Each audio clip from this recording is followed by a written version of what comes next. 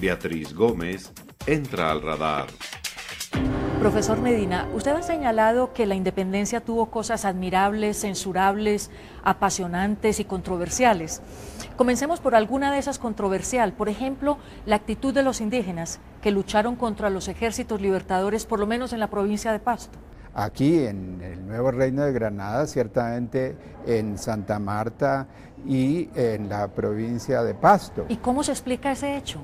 En el sur, por cuanto tenían la experiencia de las grandes haciendas de la gobernación de Popayán y temían perder sus tierras. Hubo también otros elementos culturales, la propaganda, por ejemplo, del clero, que veía en la causa patriota a veces contaminación de la Revolución Francesa. Pero en el primer punto que usted señala, el temor a perder sus tierras, tenían razón en ese temor, porque Por de hecho supuesto. las perdieron. Por eso no están tan entusiasmados con la celebración del Bicentenario. Ciertamente, por ejemplo, en el comité del Bicentenario, el comité honorario del Bicentenario, a él fue invitado un indígena que rehusó participar.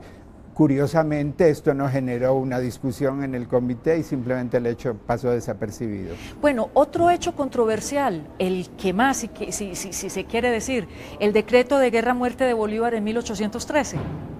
Bolívar llegó a eso porque por la necesidad de crear una sensibilidad patriótica, un nacionalismo americano, y entonces ese decreto de Trujillo es americanos contra españoles, y si los españoles o los canarios se abstienen, no contribuyen positivamente hacia la liberación, serán considerados como traidores, criminales, como traidores y por tanto pasados por las armas. Pero digámoslo así, a la crueldad se respondió con crueldad por parte de los patriotas. Por cierto, fue una guerra muy cruel.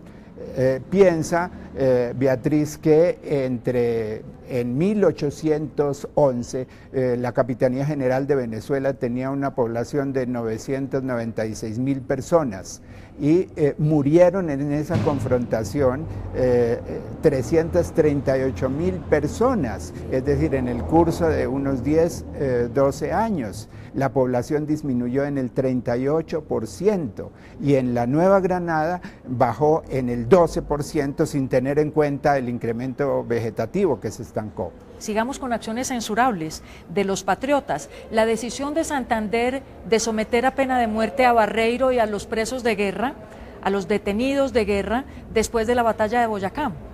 Completamente injustificada, porque ya la batalla había terminado. Barreiro es puesto preso por un adolescente. Se habían rendido. Y se habían rendido, ahí había que proceder con magnanimidad y preservarles la vida. Y otro acto igualmente censurable, la decisión de Bolívar de arrestar y de poner en manos de los enemigos al precursor Francisco de Miranda.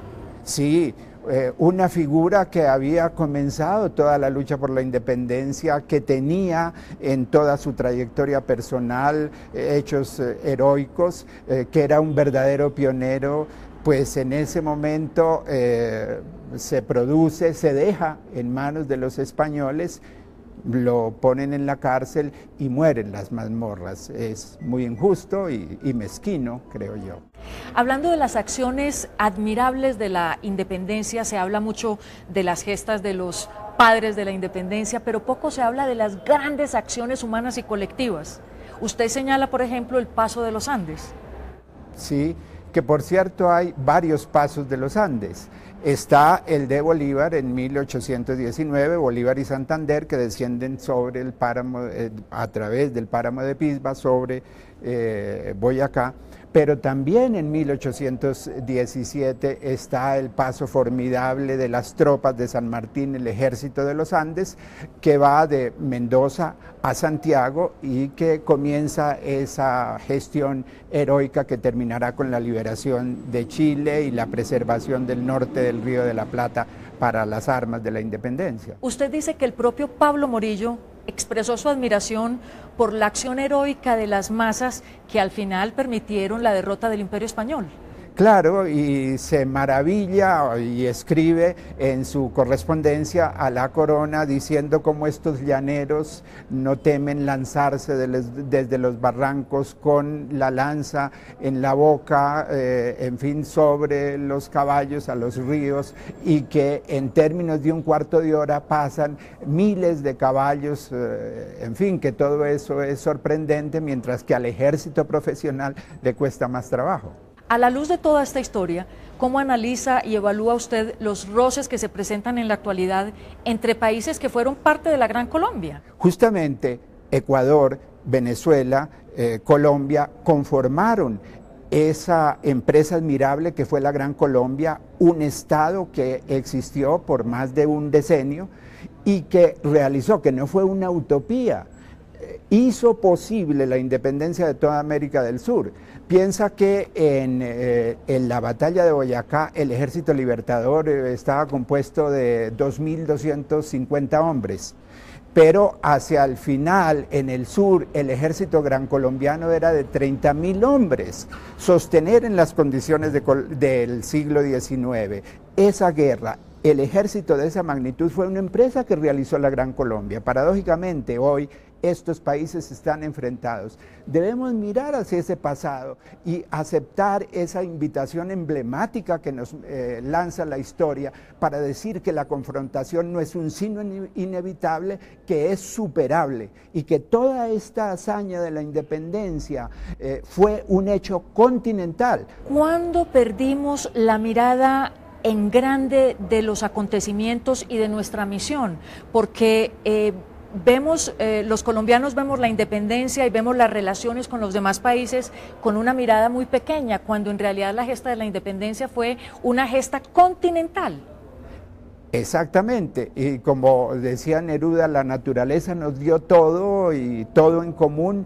El hombre fue creando barreras y dentro de los muros sufrimientos. Pues América Latina está rezagada en jugar su puesto, en ocupar en ese escenario cambiante su lugar como conjunto económico y social y como un espacio cultural común.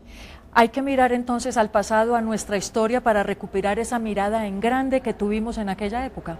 Exactamente. La independencia es un proceso de múltiples aprendizajes y es un reto el comprender qué sucedió en este continente a comienzos del siglo XIX.